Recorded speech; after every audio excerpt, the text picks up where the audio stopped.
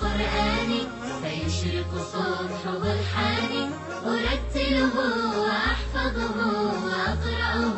بإمعاني أسير بدرب قرآني ربيعي أنس أيامي صديقي بوح أحلامي شفاء الهم والشقوى يداوي جرحي دامي ربيعي أنس أيامي صديقي بوح أحلامي شفاء الهم والشقوى يداوي جرحي دامي ولما تهت ثم أتيت لدرب كلام رب البيت وجدت النور والسلوى مع القرآن اهتديت مع القرآن اهتديت فيشرق الصبح ضحاني أرتله وأحفظه وأقرأه بمعاني أسير بدرب قرآني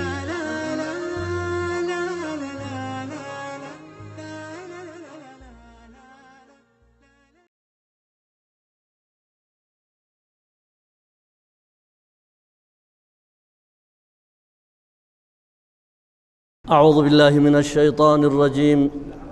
بسم الله الرحمن الرحيم الحمد لله رب العالمين الصلاة والسلام على أشرف الأنبياء والمرسلين صلوات الله وسلامه عليه إخوتي الأعزاء إن شاء الله تعالى عاوة أو سندك إسلامك ويهي صدح kun 430 waxaynu isku dayi doonnaa in sha allahu tacaala inaynu mar labaad bilowno tafsiirka qur'aanka kariimka ah masjidka cumar cuhmaan waxaan ii qorsho ah haddii ilaahay igu caawiyo inaan maalintii walba laba maqro aynu aqrino taa macnaheedu wuxuu noqonayaa ugu badnaan 7 bilood in 30 qur-aanku ay noogu dhammaadaan haddii ilaahay laga helo waxaan isku dayi doonaa inaan si kooban aan u macneeyo aayadaha sharaxna aanan ku dheeraanin haddii ilaahay raalli ka noqdo waxaa taa igu kalifaya iyadoo aan arkay arday badan oo jaamacadaha dhiganaysa arday badan oo maxadyada dhiganaya iyo dad badan oo aan wakhti badan haysanin oo haddana jecel inay ilaahay luqadiisa fahmaan wuxuu ilaahay ka raba ay gartaan qowlka ilaahayna ay macnayn karaan hadal badanna aan time iyo wakhti u haysanin waxaan go'aansaday inaan si degdeg ah oo wiiggii walba hal jisku waxa weeyaan 8 maqro 4 maalmood baan wiigga haysanaa 4 maalmood inaan isku dayno in sha allahu tacaala maalintii walba inaan 2 maqro aqrino waa haddii ilaahay uu raalli ka noqdo in sha allahu tacaala marka waxaan codsanayaa in sha allah ardaydu inaanay mar keliya kitaabka ka jeedsanin maadaama aan dedejinayo laqbada isa saar baan ku wadi doonaa in sha allahu tacaala waxaan isku dayi doonaa erey kastoo af carabiya inaan af soomaali u raadiyo wixii aan waayo mooyaane laqbadana waan isu geygeyn doonaa biidni illaahi tacaala marka caawa waxaa laga yaabaa inaanan 2 maqro ka gaadhsiinin maadaama caawa ay bilow tahay dad badan oo maqlayna caawa weli aanay ka soo gaadhin caawa waxaa laga yaabaa inay ka gaabato qiyaastii aynu ku wadnay inaan aqri'i karno wixii ka dambeeyayse in sha allahu waxaan isku dayi doonaa haddii ilaahay laga helo inaan sidaa ku wadno oo ardaydu ay ku qalin jebiso 6 bilood gudahood waxaynu ka qalin jebinaynaa waxa weeyaan barashada kalaamkii ilaahay ballanna waynu haysannaa calaa lisaani rasuuli illaahi sala allahu calayhi wasalam waynoo ballan qaaday ou nebigeennu yidhi khayrukum man tacallama alqur'aana wa callamah waxa idinku khayr badan uunka waxa ku nool waxa ugu khayr badan ruuxa ilaahay kitaabkiisa barta iyo ka baraya mar kalena rasuulku calayhi salaatu wasalaam wuxuu yidhi adduunyadu waa malcuuna waa wax la nacladay oo naxariista ilaahay ka fog ilaa bidikri illaah wamaa waalaah dikriga ilaahay iyo wixii la xidhiidha wa caalimun wa mutacalim iyo nin diinta ilaahay baranaya iyo ka baraya ruuxa kitaabka ilaahay baranaya iyo ka baraya makhluuqaadka iyo uunka oo dhan baa ilaahay dembi dhaaf u weydiiyo u duceeya xata alxiitaan fi lbaxr ilaa iyo kalluunka badda ku nool waxay ilaahay u baryaan dembi dhaaf u weydiiyaan oo ay u duceeyaan ruuxa ku mashquulsan ee ku tacalluqa barashada kitaabka alleh iyo sunnada nebiga calayhi salaatu wasalaam marka waxaynu rabnaa in sha allahu hadduu ilaahay ina doorto inaynu qowmkaa ilaahay jecel yahay aan ka mid noqonno biidni illaahi albaari ku darso oo wakhtiga aynu kitaabka akhriyaynaa waa wakhti kooban weeye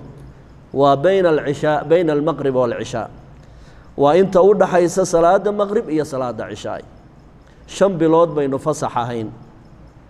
u malayn maayo 5taa bilood cid xaraf soo faa'iidaysatay inay nagu jirto mar allaaliya markaynu masaajidka maqribka ka baxno innagoo sii jeednaa cishaay la addimayey waan soo noqonaynay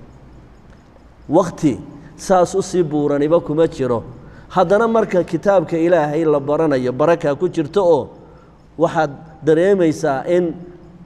wakhti dheer uu yahay manaafic iyo faa'iido badanna aynu ka helayno marka waxaa ku cibro qaadataanu 5tii bilood aynu kala maqnayn badankeennu iyo sida wakhtigu inagu dhaafi jiray halkan aan ka baxnaa keenna ugu faraha markuu meheradda gaadho ama makhaayid yar isagoon koobka shaaha dhammaysan ayuu mu'adinku cishaayiga addimaya marka waxaa ku xisaabtantaan wakhtigu marka bannaanka la joogana wakhti gaaban buu ahaan jiray markaynu kitaabka ilaahay dhegaysanayna waxaan ilaahay ka rajaynayaa inuu inoogu filaado hindisaha iyo himilada aynu leenahay oo ah inaynu 6 bilood ama ku dhow aan tafsiirka qur'aanka kariimka 30 suuradoodba 30 jisba in sha allahu tacaala aynu ku khatino ilaahay hadduu inaga aqbalo kitaabkan qur'aanka kariimka ahi waa 114 suuradood 114 suuradood suuradahaas 2 qaybood ayaa loo qaybiyaa qayb waxaa la yidhaahdaa maki waana 8 suuradood weeye inta kale ka soo hadhayna madani baa la yidhaahdaayo waa inta waxaana looga jeedaa 13 sannadood ee nebigu maka ku noolaa qur'aankii soo degi jiray ee soo degay ayaa magacaa la siiyaa maki baa la yidhaa markii uu nebigu maka uu ka haajaray ee madiine uu u guuray qur'aanka soo degay waxaa la yidhaahdaa madani baa la yidhaahdaa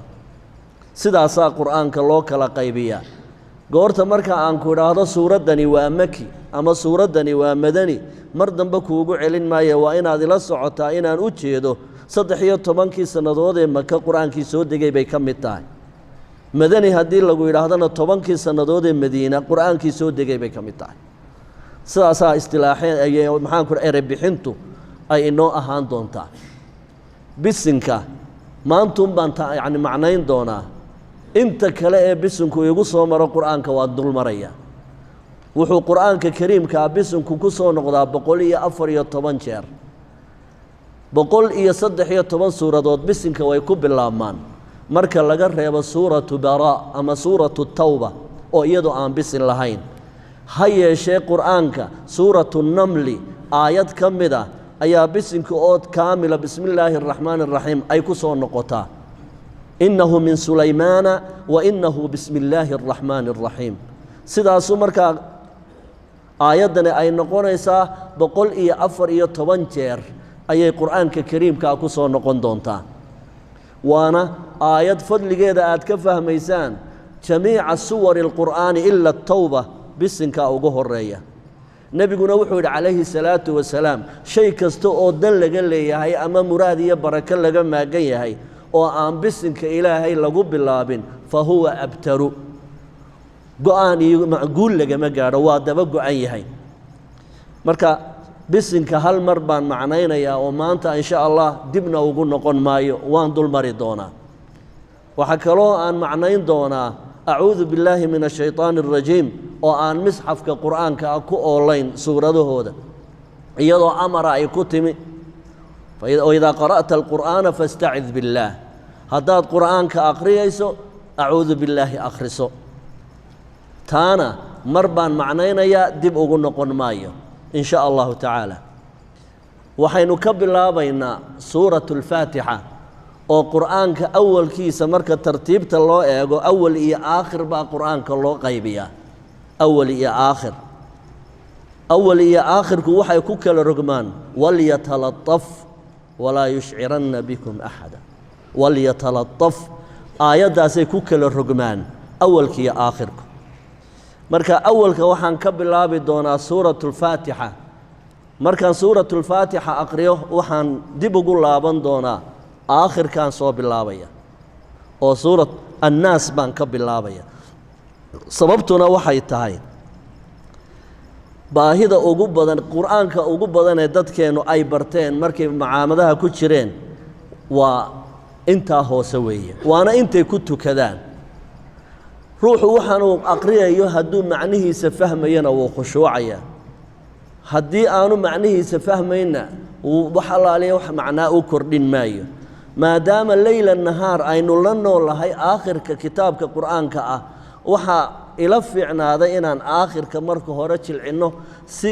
ruuxa salaada tukanaya ama qur'aanka akhrisanaya uu macnaha kalaamka ilaahay uu u fahmi karo ama ugu khushuuci karo suuratu alfaatixa laba jeer baan macnayn doonaa haddii ilaahay yidhaah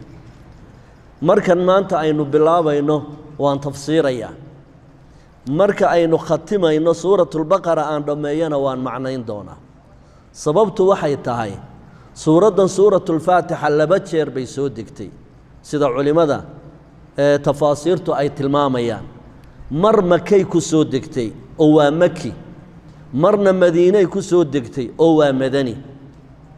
markii ay maka ku soo degtay wakhtigii salaadda wax cibaado ilaahay ina faray oon towxiidka ahayn salaadda ugu horraysa soomka iyo sekada iyo maxaanku dhaha xajka iyo kuwaasoo dhammu madiinay ku soo degeen acmaal la qabtoo cibaado ah oo waajib ah oo farad ah waxa ugu horreeyey salaadda salaadduna waxay ku soo degtay maka zamankii la odhan jiray caamulxusni ee nebiyullaahi moxamed calayhi salaatu wasalaam labadii garab uu gaashaansanayay uu waayey sayidinaa khadiija radia allahu tacaala canha iyo adeerkii abu aalib markii ay dhinteen ee ay gaaladu ku soo dhiiradeen ayaa ilaahay wuxuu u soo dejiyey qur'aanka suuratu salaadda kolkaasuu ilaahay faray muslimiintu yidhi wastaciinuu biالصabri wالصalaaة wainaha lakabiiraة ilaa calى alkhaashiciin markay culimmadu deliilinayaan suuratu alfaatixa inay laba jeer soo degtay waxay idhaahdaan qur'aankii markuu salaada nebigu tukinaya maka suuratu alfaatixu aqrii jiray madiine markii la yimidna nebigu calayhi salaatu wasalaam isaga oo saxaabadiisii dhex fadhiya ayaa nebigu wuxuu ku yidhi calayhi salaatu wasalaam sanqadh bay maqleen saxaabadu albaab la furay sida uu jiiq u yidhaahdoo kaley maqleen markaasuu nebigu yidhi calayhi salaatu wasalaam sanqadha miyaa maqlaysaan markaasay yidhaahdeen haa wuxuu yidhi albaabbaa la furay samada ku yaalla maanta ka horow lama furin malag baa ka soo degaya maanta ka horow adduunyada muu imanin laba hadiyadood oo qaaliya buu inoo wadaa malaggaasi waa labada aayadood ee ugu dambeeya suuratulbaqara iyo suuratulfaatixa labadaasuu siday malaggaas abidkiina muu imanin adduunyada maalintaa ka horow markaana way soo degtay kolkaasaa nebigu calayhi salaatu wasalaam wuxuu tilmaamay saxaabadiisa uu dareensiiyey meeqaanka iyo martabada ay ilaahay agtiisa ka joogto suuraddani wuxuuna asxaabta ku yidhi asxaabtaydaay suuraddan towraadna laguma sheegin injiilna laguma sheegin kitaabka qur'aanka ana kuwa ugu qiimaha badan bay ka mid tahay xadiid saxiix bukhaari ku yaalla baa nebigu wuxuu la hadlay calayhi salaatu wasalaam nin saxaabiya oo la odhan jiray abu saciid almucalla وحكو يري وحان كبري دونا سورة هي أعظم من صور في القرآن سورة بان كبري يا أقعلس أو أقوين قرآن كريم كأه مساجد كي قالين مركو بحيي أيو isagoo u sheegin buu saxaabigii gacanta qabtay wuxuu nabi Allah waadiga iigu ballan qaaday intaynaan masaajidka ka bixin suurad aad iyo aad u sha'ni weyn inaad ibari doonto waa runta wuxuu ku yiri alxamdulillaahi rabbil aalamiin hiya sab'ul mathani wal qur'aan al azim alxamdulillaahi rabbil aalamiin waxa weeyaan waa suurad qur'aanka kariimka ah ugu sha'niga weyn leh waana sab'al mathani كإلهي قرآن كيسا وكويري سبعا من المثاني والقرآن العظيم تضبط صون نقضة إيا قرآن كعظيم كأبو إلهي كشيغي إني سورة الفاتحة تاي مركا وسورة صون نقطي أو سودجيتان كان وي أصون نقطي صلاة دحدي دنا وي صون نقطايو مالين كستا روح كستو مسلم وحلا سامد يواجب كتاي صلاة التضبية طبنشر أي واجب كتاي سورة الفاتحة إنو أقريه لفضلها صلاة هذا تكتو آنت فاتحة أقرين وحصلاته كومة جرتو مركا وحو نبينا الشيخ عليه الصلاة والسلام سورة الفاتحة شأن قيد وحلكو بكرئناني أهين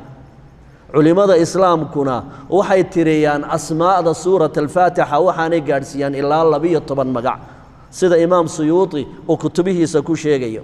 وحاكم إذا سورة الفاتحة وحاكم إذا سورة الشافية وحاكم إذا سورة الكافية وحاكم إذا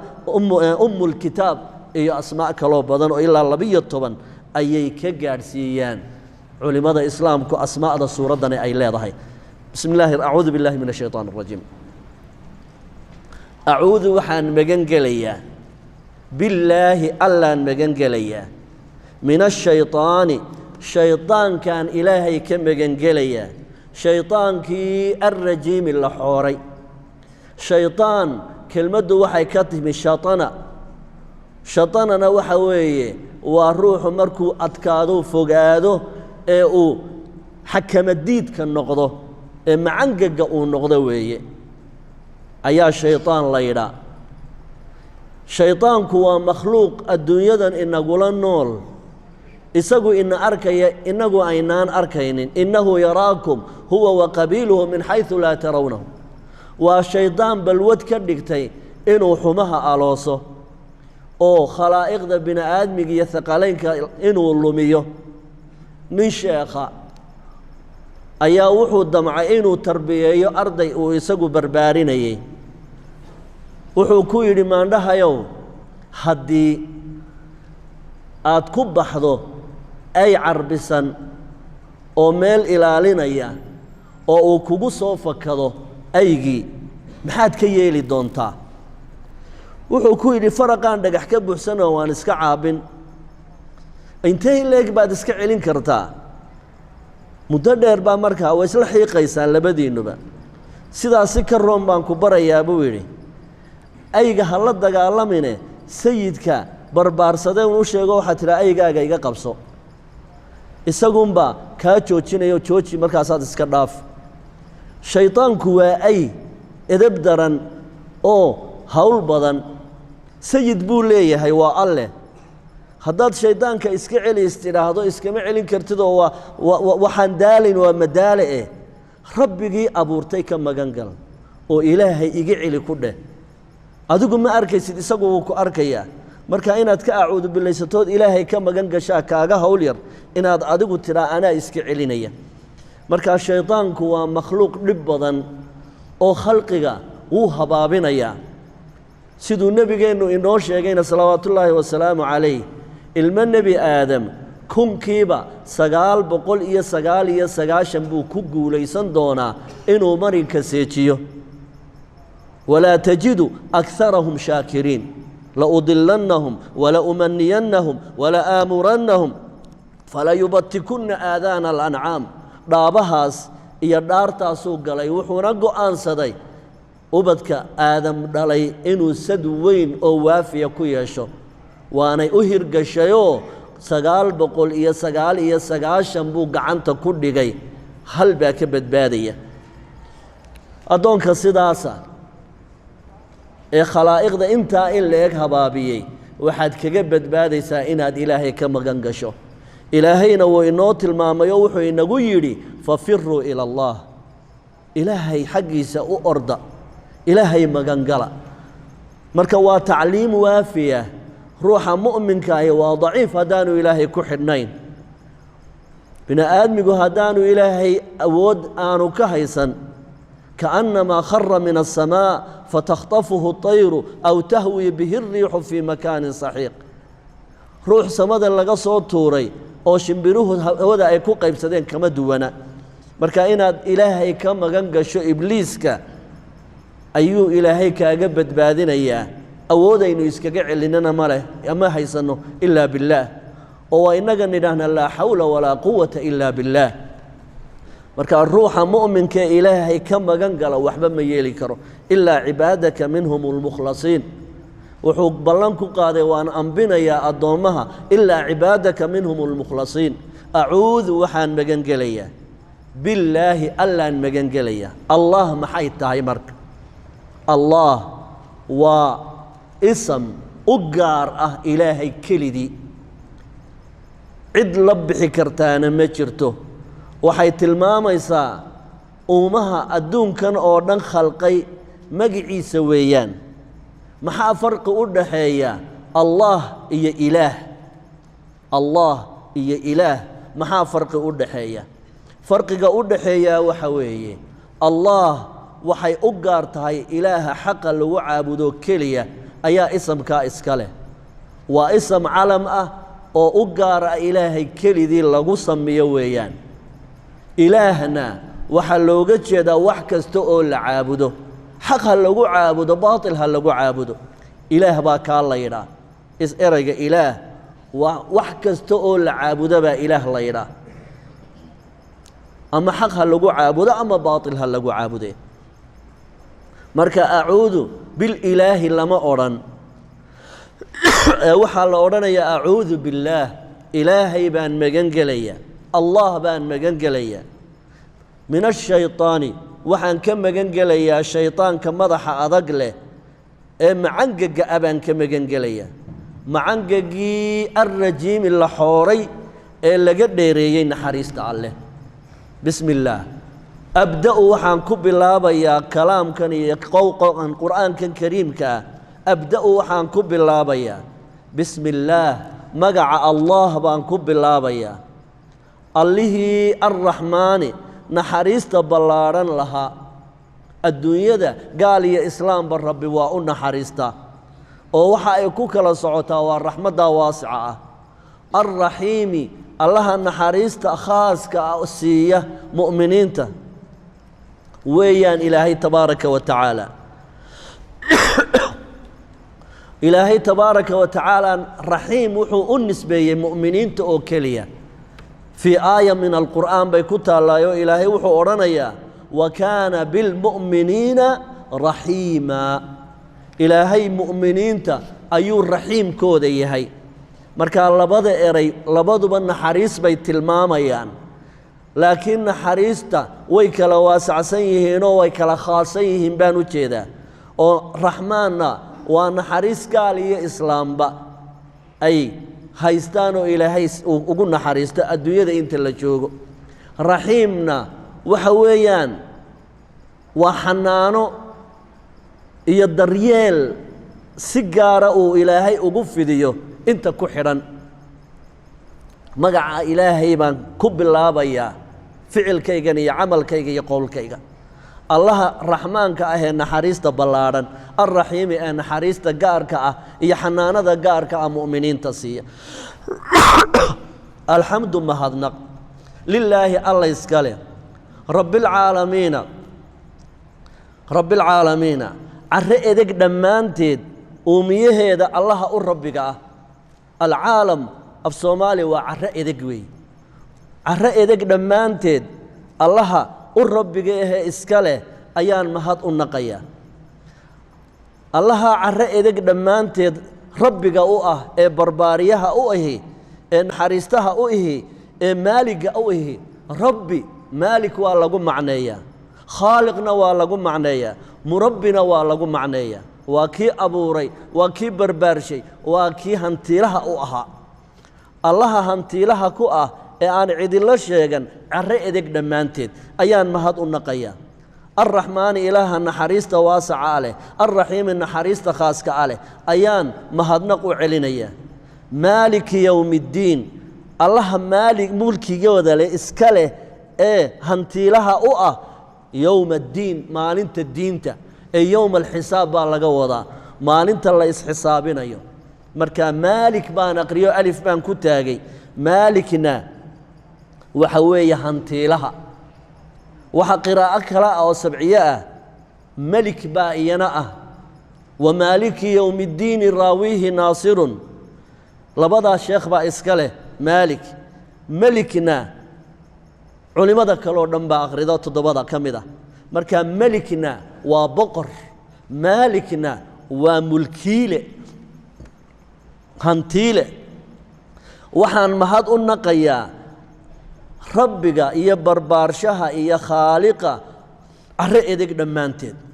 naxariis badnaha naxariista gaarka a leh boqorka maalinta xisaabta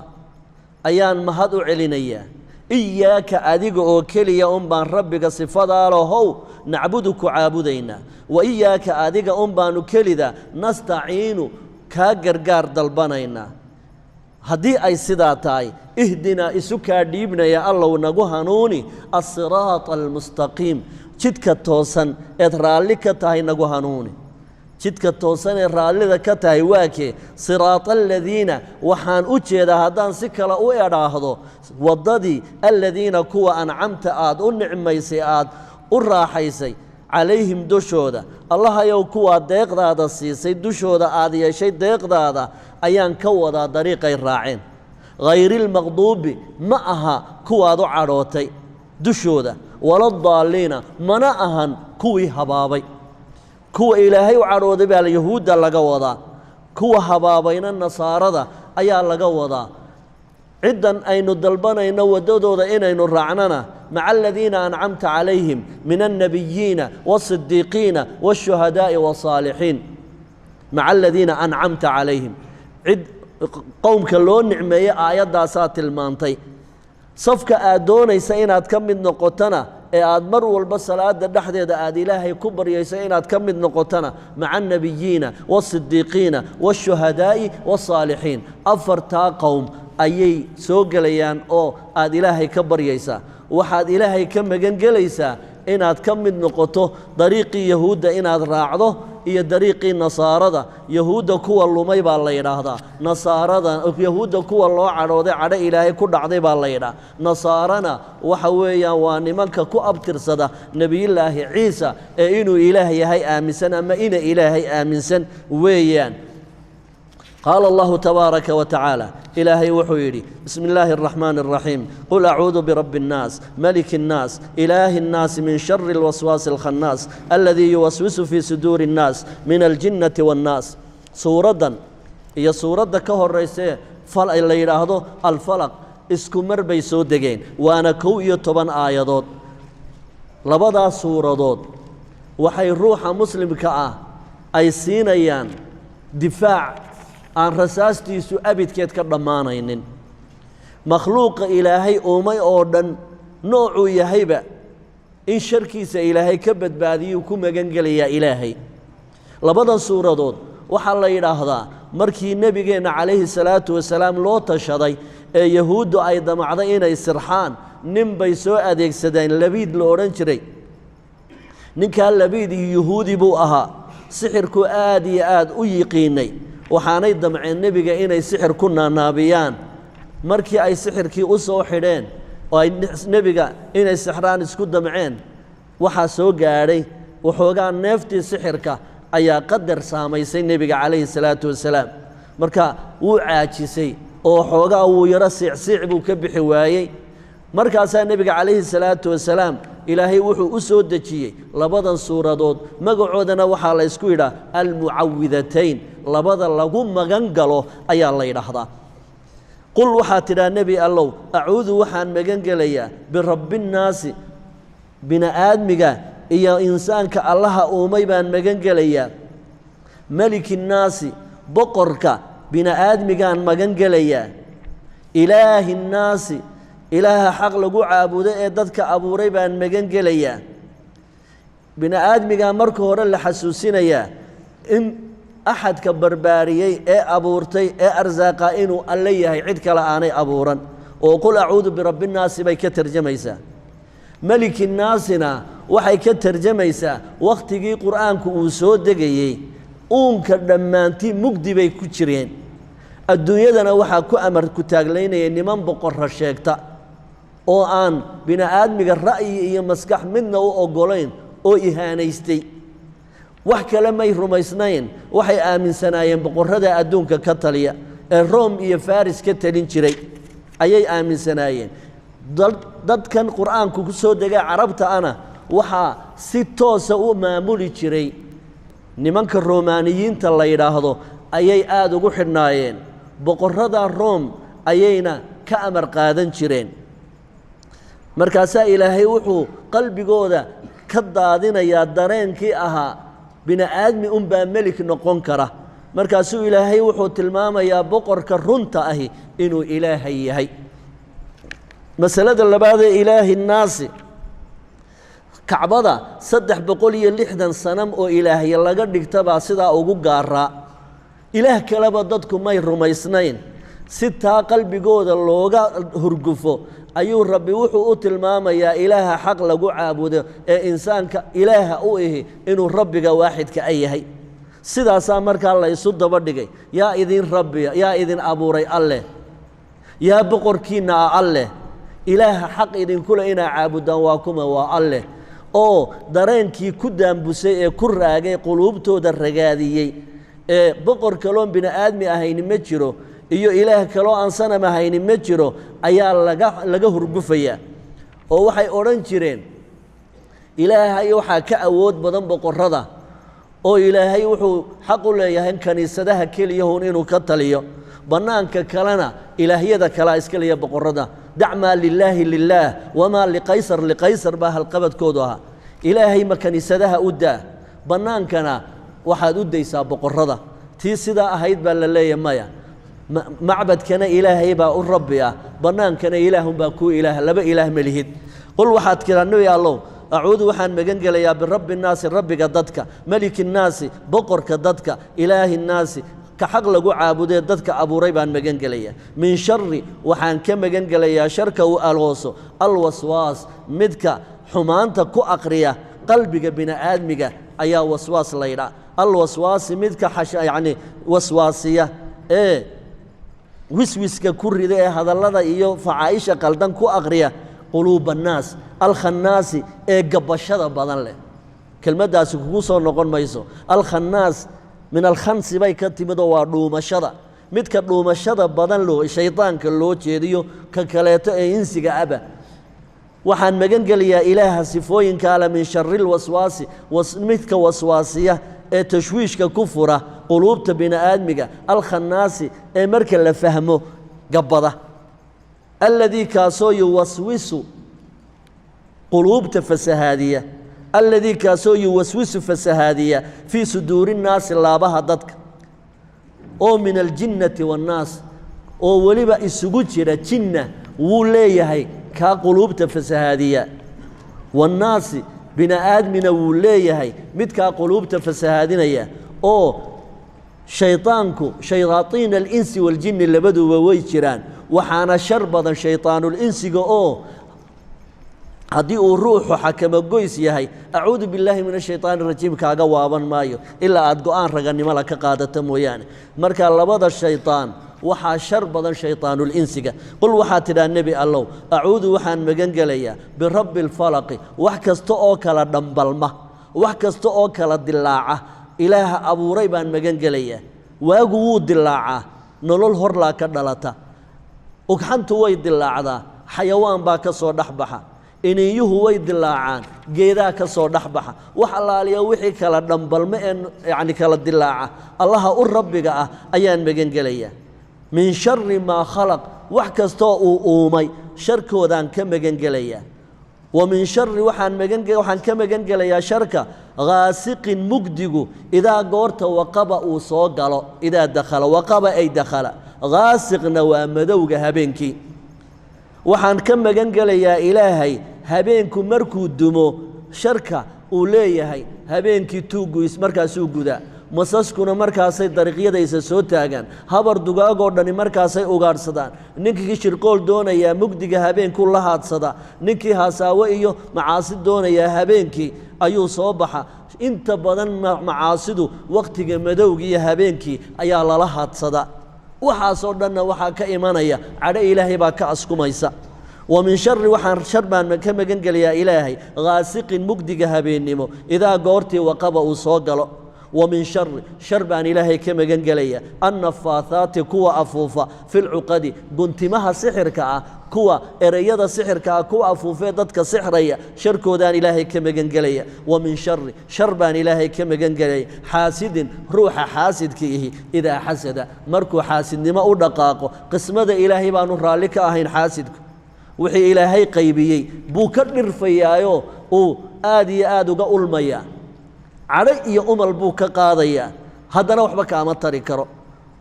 إسقنا وإسكوبيا قلبي جسنا وجبنايا عمل كيسنا وبربرينيا حاسد بالله يرهضايو الدنيا ده وح فساد كنعيا وحويان بقى لمرة شو واحد لنا مضون تقوي بسم الله الرحمن الرحيم قل وحاتنا النبي الله هو إلهي الله هو الله أحد سورة الإخلاص بالله يرهضا صدح جير هذا أقرده فضلك قرآن كأردن ولا أقريا بعد هليسا إخلاصنا وحلقة وذا وسورة بالله إلا رماد إلهي التوحيد كيسا أي عضين إيسا وحني جوابه تاعي مركي قريش أنت النبي قوي ما دين يقعنت قبتين أو أي حر يعني جيان كعبدا أي راهدين أنك إلهي يد ووحل فهمي كرو كان واهبل وحو كسم يسيي نحاس كان واهبل وحو كسم يسيي ذهب كان يعني إلهي هبلها وحو كسم يسيي دوبو كان واهبل أو وحو كسم يسيي ذهب كان واهبل أو وحو كسم يسيي فضة صف لنا إلهك إلهك وحنا وقشك نوصفه أو النصارى أتمي أو يراهدين أنك إلهي يجي والله يقانا وعيسى أيادنا النصارى يعني مساس مركي يراهدين بل إلهك وحنا وقشك أيو ربي إسا صفين يا تبارك وتعالى قال الله تبارك وتعالى قل وحاتي رهضا هو الله إويدين إيسان الله والله مقعاله أحد كليبا كويا هي أبورك أونك آئدل كليبا كويا هي إله نمدا الله هو الله الصمد وإله الله إركضه وإله الله قد ترصده مركي دباتة تماده loo irkada weeye as-samad waa ilaaha la irkada ee dhibaatooyinka idin ku dhaca aa uga qayshataan markay ilaahyaalkiina waxba idin tari waayaan lam yalid haddii ilaahyadiinu ay wax dhaleen sida ciise oo kale maxay la dhalay lam yalid ilaahay waxba ma dhalin walam yuulad waxna ma uu dhalin walam yakun mana jiro oo ma haysto lahu ilaahay uma sugnaanin كفوا وحيني جيس أهمتشرو وحدي جيس أهمتشرو أحد هلنا روحنا الله كيله وح إلهي كف كيس أو أين جيس أو نوع عيسى أو كو أود أو كسف فيه متشرو ولم يكن مو أهان له إلهي وما أهان كفوا وحيني جيس أحد روح كلينا هالنقطة إلهي وح أكفأ أو أود إيه إله نما كل ترتمى مجرت أيو إلهي إسكوسي فيه تبارك وتعالى سورة دوحة إلى سورة مسد وحى لجودا وحسكشة ومحان كنا حريقي أي نسوهن شرّي أي نجريها كحيرن شرّي أورت أي نكعيمين شرّي واجي هرايمك وحى كبر بحيي عاقب على صوصه هاي وحى نكسم يسن شرّي maxaan ku raa geedka liifka la yiraahdo ama xaskul baynu niraahnaa xaskusha ayaa la soohaa xadhig baa laga samaystaa gar adag oo lagu hawl qabsado masad baa markaa suuradan la yiraahdaa suuradani waxay weerar ku tahay qoys inkaari ku dhacday oo dagaal culus ku qaaday nabiyullaahi muxamed calayhi salaatu wasalaam iyo tawxiidka waa qoys haddii la eego أي قرابة دو أهايين نبينا عليه الصلاة والسلام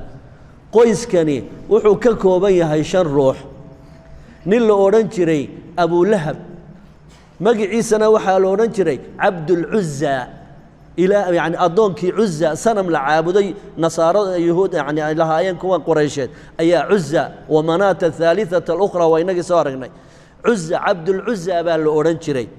مجلس أنا محاول كرا كون يدي سنة أبو لهب بالأورنجري أبو لهبنا قروح عدان أي لوجو بحيي أبو لهب هي أم جميل قبل الأورنجري العوراء ويعور الريد وحي ولا لا هاين أبو سفيان بن حربي أيي ولا لا أهاين قبل داسي دجال أدق بيدين تربيكو قاضي وحي لها أنشرتي سلسلة وين أو ذهب مركزي سلسلة دي إيبسي سي أي ولد دجال أنتو دين تربي تبارك وتعالى أي النبي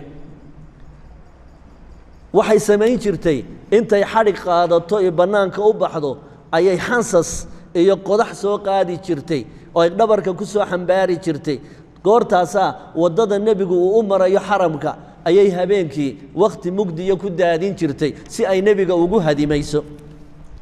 labadii wax dhalay bay ahaayeen saddex wiil bay kala dhaleen ayay dhaleen cutba nin la oran jiray iyo mactab mid la oran jiray iyo cutayba mid la oran jiray saddexdaba nabiga ilma adeer ruma bay ahaayeen oo ninka lagu leeyahay abulahab wuxuu ahaa ina cabdilmuطalib buu ahaa cabdillaahi binu cabdilmuطalib iyo abulahab binu cabdilmuطalib waa laba walaala abay ahaayeen nebiga aabbihii iyo abulahab laba walaala abay ahaayeen isku aabba dagaal adag buu nebiga la galay haddaba cutba iyo cutayba labadaa nin waxay kala qabeen laba hablood oo nebigeennu dhalay oo ay adeer labaad u ahaayeen midi wuxuu qabay ummu kulthum midna wuxuu qabay ruqiya labadaasay kala qabeen waa cutba iyo cutayba labadaa hablood ee nebigu dhalay ayay kala qabeen maalintii nebigu ilaahay uu ku soo dejiyey diinta ee tawxiidka uu ku baaqay ayuu abaajahal nig abalahab intuu inamadiisii labadaha u yeedhay baa wuxuu yidhi dayro ayaa iga tihiin haddaydinaan labada hablood ee ninkaasi dhalay aydinaan furin labadiiba way ku soo fureen nebiga calayhi salaatu wasalaam intaa waxaa u sii dheeraa ninka cutayba la yidhaahdo ee ummu kulthum ku soo furay maalin maalmaha ka mid a ayuu safar ugu baxay shaam markaasuu aabbihii ku yidhi kaalayow iraac waxaan soo ihaanaysanayaa moxamed baan soo ihaanaysanayaa oo aan ku soo tahakumaya ku jeesjeesayaa markaasuu nebiga u yimi calayhi salaatu wasalaam markaasuu yidhi moxamedow innii kafartu binnajmi idaa hawa wa biladii danaa fatadalla waxaan ka gaaloobay waxaad akhrida ee ay ku taallo annajmi idaa hawa markaasuu nebiga hortiisa candhuuf ku tufay isagoo nebiga ihaanaysanaya horena wuxuu u geystay waa ogtiinoo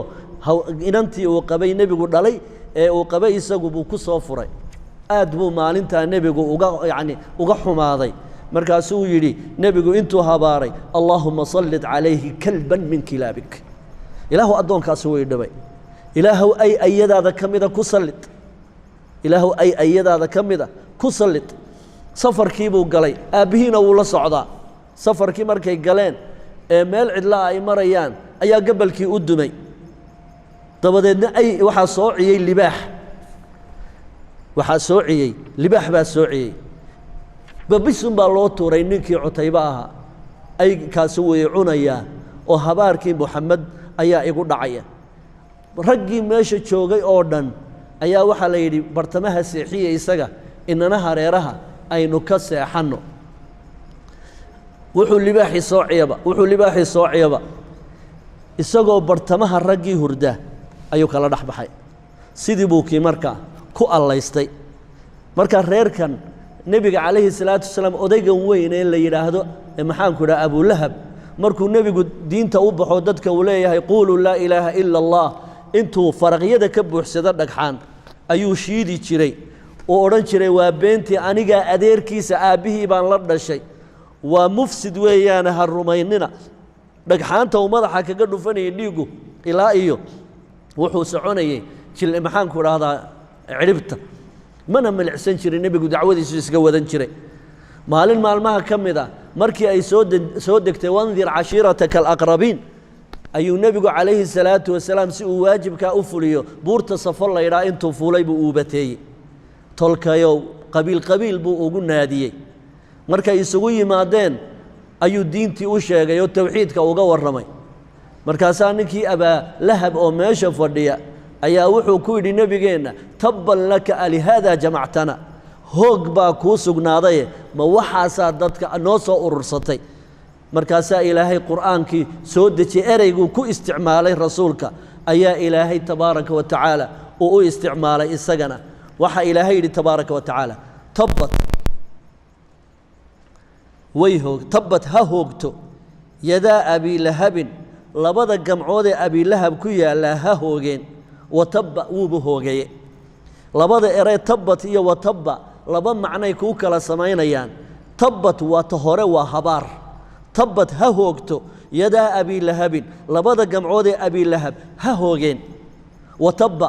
ta dambana waa khabar oo habaarkiiba wuu ku dhacay wuu hoogay wey ha hoogto wuu hoogaybe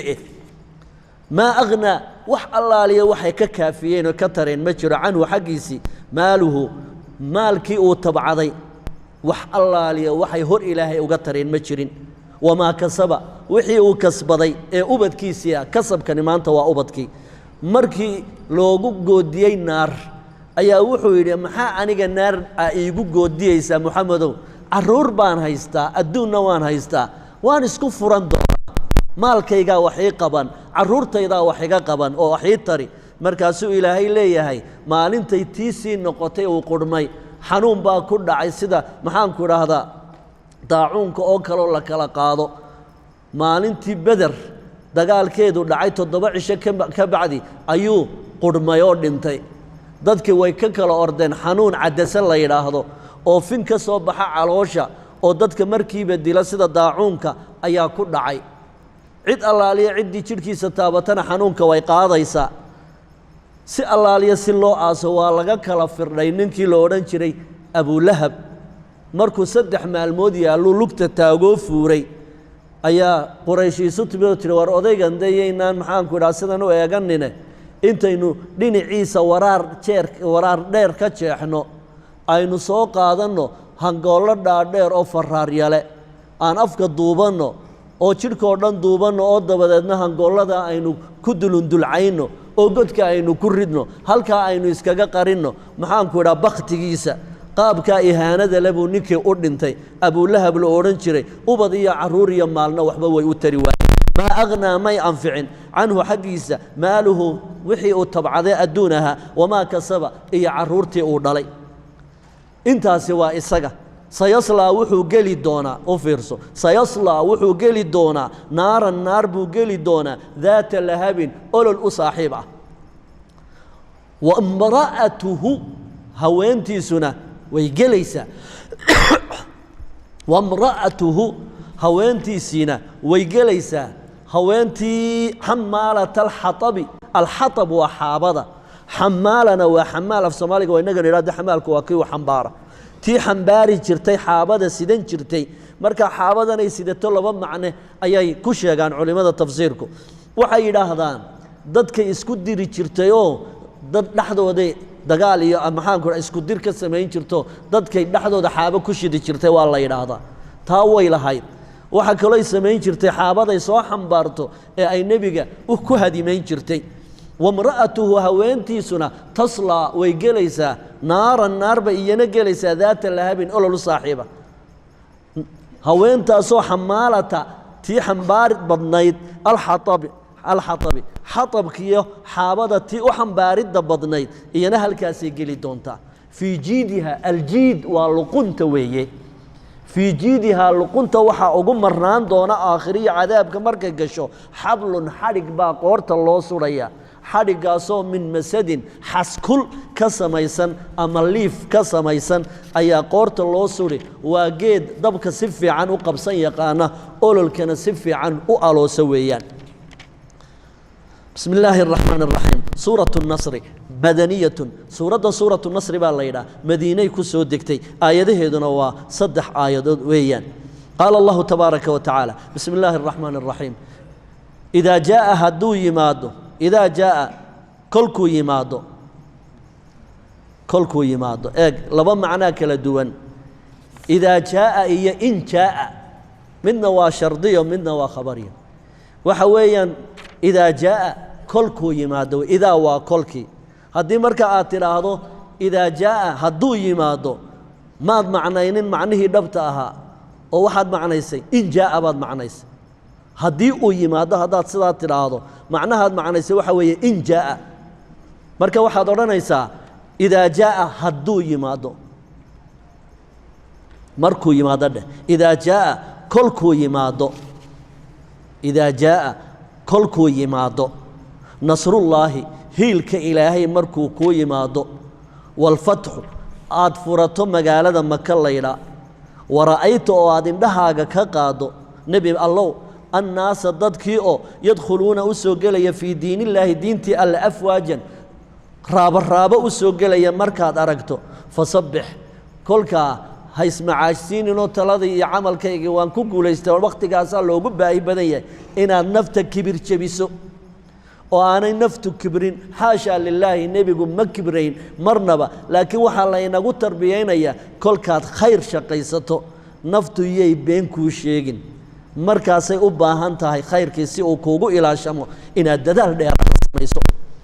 مركات خير هشبا وإيو ليبان إيا النصر مركو كوي ما دها إسليغانيني فصبح تسبيح سو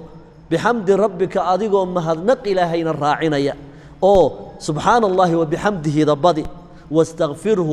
إلهين الدنب داف ويديسو غفر له ما تقدم وما تأخر من ذنبه ذنب كيسي هوريا كيسي دنبابا ولا سامحي يا الله دور حليا إنك ويان هايس أورانين واد كسو بحضي حلكاقي أورانين كل دليل بعد ليدهاي استغفار إلهي ويديسو إنه الله كان وحو أهاضي توابا إله توبا الأقبض بلان ويان سورة الكافرون سورة الكافرون بالله وحين سودكتي مركي قالدي سينكتشري ويدي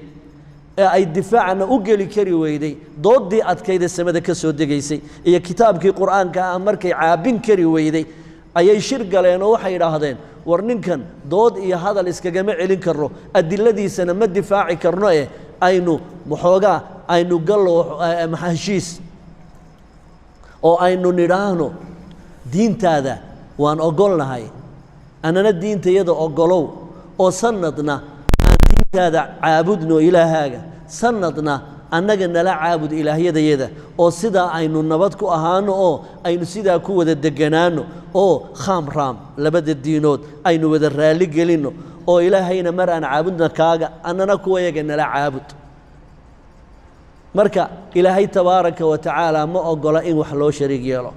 ما بمضنب إلهي إن وحلا بربر نجا ما نجا حبال عابدي وح إلهي اللي النبي محمد وأديك وحقي أركي أو إلهي حق هاي أنك أردن سميي أد فهمتي إن أد قري يردوبو يوحلي تأدي لها كردك تود سجوده ما ها شرفت هذا قال مركي كوي ما مالنتي وقباه بدنا النبي إنه عيدا هلا أمك تشوجي الرجي سنة لجمادة لو جارسني أيا إلهي وحليه هاي وح الله لي وحشيسة أو حق عبادة كلية لتا قلبي لبقف روحنا لبق قلبي ملأ ما جعل الله لرجل من قلبين في جوفه إلهنا مرة لجلين كرتد عدو إلهنا مرة لجلين كرتد لبضاس قلبي مود الدقي كران شمبري لبقيد مود قرطوه هبليه ولبقوري ميدون قلب يراهد ويقرنا يان مركي الدنيا ذا كهالليان إن محانكو هذا لبوتشي لنا أنا فعناي مركي عبادة الربيت ما دنا إن لا يراهد خام رام تال يلي ماي تيبو إلهي إسقو ما أنت النبي يقول صحابتي سؤال آدي آدو تريرتاي أيال الله يا هاي ميا توحيد كجوز دنبيت ككو قبصدا قل وحات النبي الله يا أيها الكافرون قال يا هاي إلهي أبال يعني نعمتي سيقارسي كافر وحلا يرى ويعني كفر وقريوي مركا كون إلهي نعمتي سقريو لا أعبد مع عبود يا أنيقو ما شيئا تعبدون عابد إساني أصنامتا ولا أنتم إذن كنا متهدين caabiduuna kuwa caabudaya maa acbudu shayga aan caabuday intaad leedihiin waa laba gardaaqaynaa walaa ana anigu ma ahi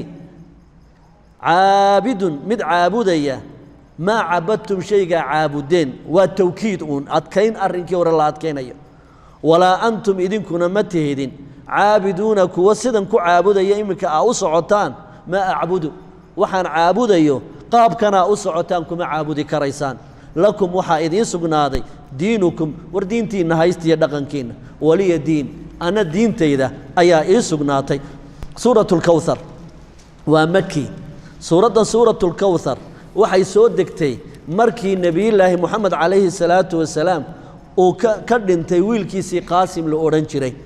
nebigu 3 wiil buu dhalay wiil cabdullaahi baa la odhan jiray wiilna qaasim wiilna ibraahiim cabdullaahi horu u dhintay qaasimoo markaa ilmo yarabaa haddana dhintay waa markii uu nebiga ahaa dabadeedna nimankii gaalada ahaa aad iyo aad iyo aad bay ugu farxeen geeridaa nebiga ku timi nin daalim ahaa oo la odhan jiray caas bin waa'il nin la odhan jiroo daalim ahaa ayaa aad iyo aad u tamaashaaday oo xaflada dhigay markaasuu yidhi bishaaraysta ninkii waa laydinkaga filaaday mar haddaanu wiil taariikhdiisa dib u xambaaraba aanu haysan oo dabargo uu ku jiro ninkaas taariikhdaa masixi doonta magaciisa iyo ficilkiisaba u sabro iska badaaye arrinkaasi nebiga wuu damqay ilaan bashar buu ahaaye goortaasaa ilaahay qur'aan soo dejiyo ilaahay wuxuu yidhi ballan waxaan kuugu qaaday in magacaaguna waaro magaciisana la waayo inteenna muslimiinta nin caas bin waa'il yaqaana inaguma jiro in taariikhda un lagu xusa mooyaane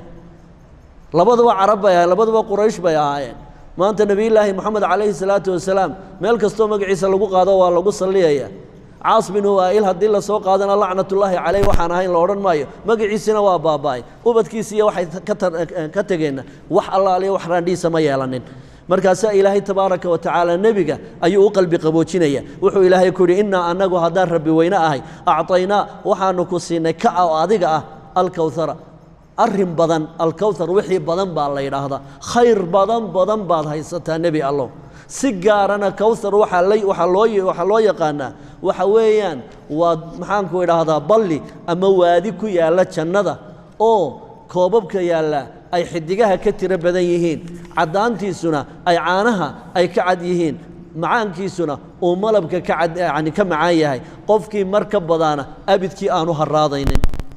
waana albaabka jannada laga soo galo ayuu ku yaallaa maxaanku idhaha kowhar cid kastoo mu'minina way ka sharaabaysaa markaasaa haraad ugu dambaynaysa oo ciil iyo murugana ugu dambaynaysa waa waadigaa ku yaalla ama balligaa ku yaalla jannada ee muslimiinta oo dhan kii ugu horreeyey ka u dambeeya nebi kastaaba ha u yimaadee way ka wada sharaabi doonaan adigaa kaa ku magacaabanoo iska leh innaa annagu acطaynaaka waxaan ku siinay alkowhara waadiga kowharee jannada ku yaalla adaa iska leh fasalli tuko lirabbika rabbigaaga u tuko salaadda ayaa warwarka kaa bi'in doontee wanxar dhuundhow oo markaad geela gowracaysa dhuuntaa ku dhufo naxri waxaa la yidhaahdaa qaabka geela loo gowraco debxina waxaa la yidhaahdaa qaabka adhiga iyo lo'da loo gowraca debxi baa la yidhaahdaa geelana naxri baa la yidhaahdaa marka waxa inta badan nebigu uu jeclaan jiray xoolaha kay ugu jeclaayeen carabi inuu ilaahay ku caabudo u gowraco fasalli tuko lirabbika rabbiga wanxar oo weliba ilaahay dartii u gowrac geela oo salaadan la sheegayaa waxaa la yidhaahdaa waa salaadaha ciidda oo kale ayay tilmaamayaan inna shaani'aka axadka ku dhaleecaynaya huwa isagu alabtaru isagaa daba go'an isagaa goblanoo abtar waxaa la yidhaha waxaan taariikhi ka hadhin baa abtar la yidhaha inna shaani'aka axadka ku dhaleecaynaya ee caas bin waa'il iyo kuwa la midka kuwaasaan taariikh ka tegi doonin baa ilaahay ashaani waxa weeyaan waa qofka cadaawadda iyo xumaanta qofka u hayaaba la yidhaha bismi illaahi araxmaan araxiim suuratu lmaacuun suuraddan suuratu lmaacuun baa la yidhaahdaa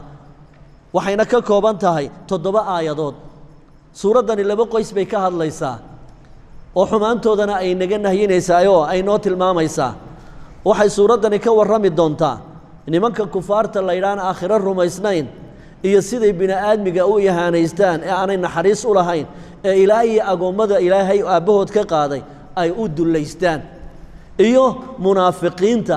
oo markay cibaadaysanayaan cibaadadoodaasi aanay macno weynba u samaynaynin oo hadday cibaadaysanayaanna ajri aan filanayn hadday iska daayaanna waa laydin ciqaabi aan lahayn waxaa kaloo inoo sheegaysaa suuraddu inaynu waxay naga reebaysaa inaynu xidhiidhka maxaanku idhaha jaarka iyo dadka wada nool in ay wax istaraan in la maanaco ayay taasna way inoo diidaysaa oo irbad baa u yaroo ninka adduunyada ugu qanisani wuu u baahan karaa intuu haystay bay ka qarsoomi kartaa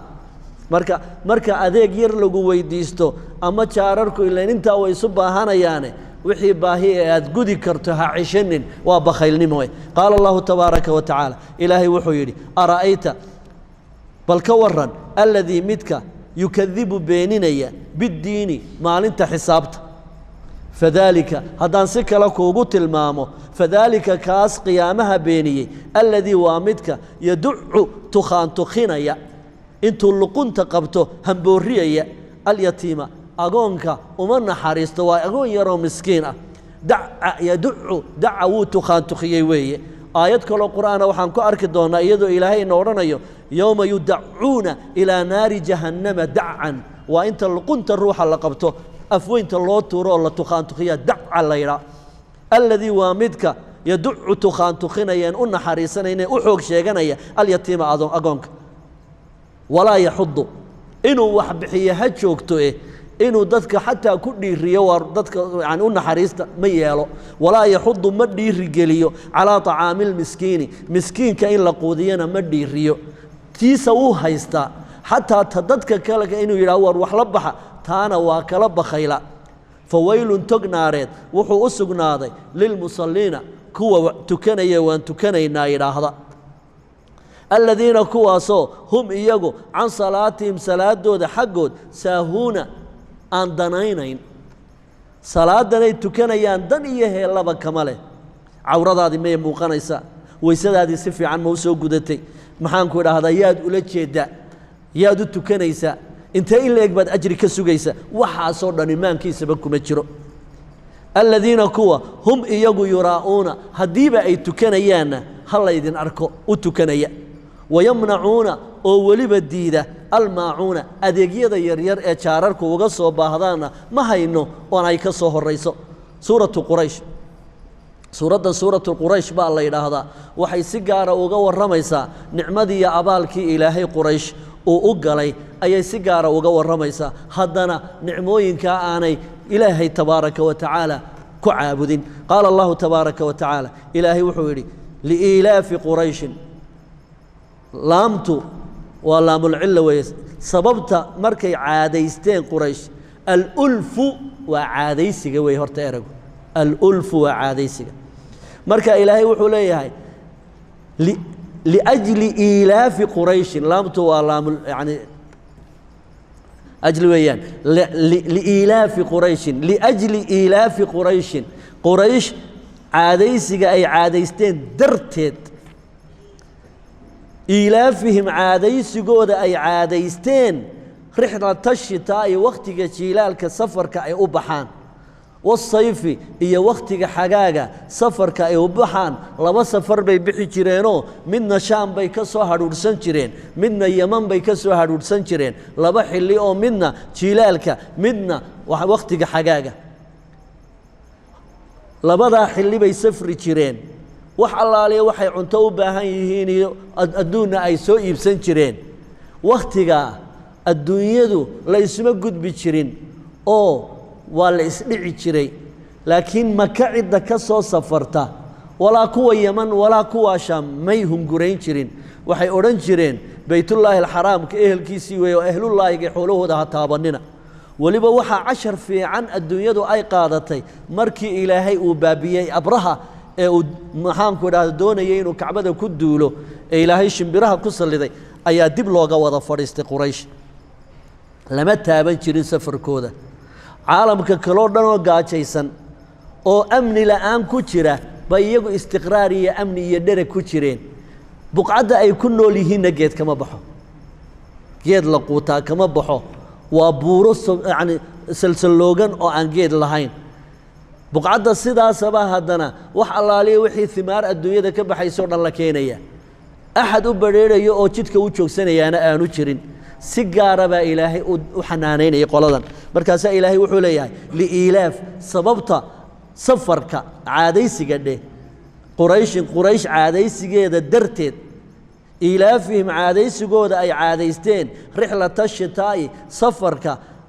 ay wakhtiga jiilaalka a safri jireen wasayfi iyo wakhtiga xagaaga labadaa safar haddaanay wax kaleba ilaahay ku caabudin may labadaa safarun qiimeeyaan labadaa ay caadaysteen darteedun falyacbuduu waxa kale ee nicmay haystaan oo dhan haba duugeen ee bal labadaas keliya darteed falyacbuduu ha ku caabudeen qurayshi rabba haada albeyti beydkan ay sharafta ku heleen rabbigiis uun ha ku caabudeen labadaa sababood labadaa safar alladii allihii ha caabudeen acamahum ka quudiyey min juucin aaggooda iyo gaararkooda waa lagu gaajoonaya iyaga ilaahay gaajadii waa ka quudiyey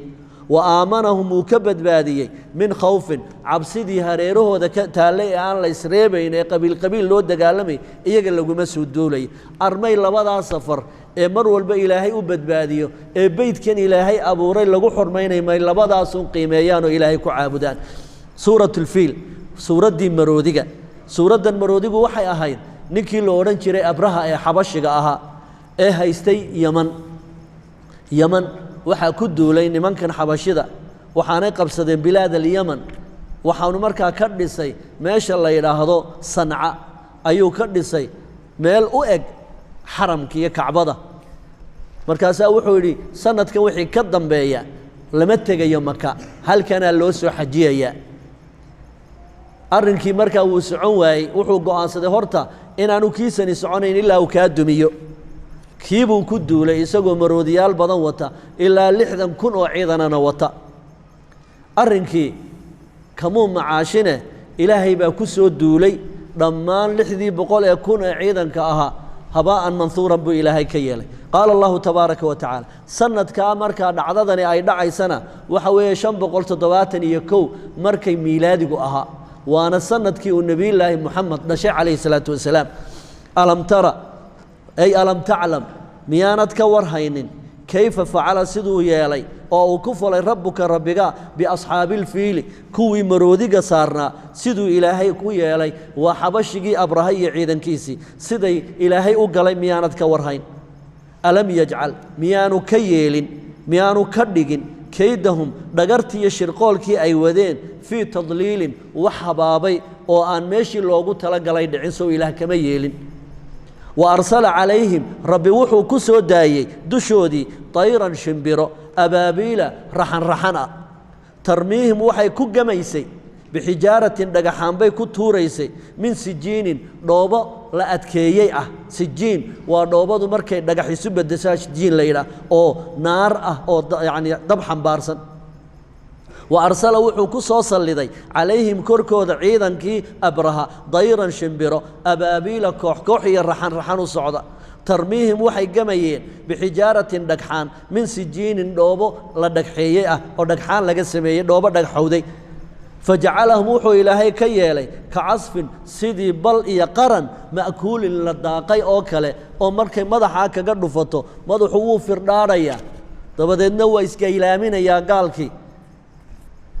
neefka xoolihiina marka uu qaranka daaqaya iyo balka xaggaa sare uu ka calaliyaa markaasuu iligu uu kala firdhiyaa madaxa sare shimbir waluba 3 gantaal bay wadatay mid afkay ku wadataa labana lugahay ku wadataa shimbir waliba 3 cadow bay dishay markaasuu ilaahay ka dhigay ka casfin sidii bal iyo qaran ma'kuulin la daaqay oo kale suuratulhumas suuraddan suuratulhumas baa la yidhaahdaa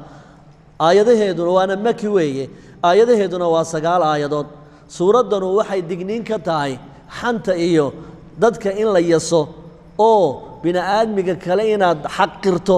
oo aad xamato waa shay mamnuuca oo xaaraam ah waana nooca kibirka ugu sarreeyo oo aan ilaahay raalli ka ahayn wuxuuna yacni nebigaa la weydiiyey oo nin baa wuxuu yidhi nebi allow waxaan jeclahay dhar qurux badan inaan xidho oo aan ragga ka dhex muuqdaan jeclahay taasi ma kibir baa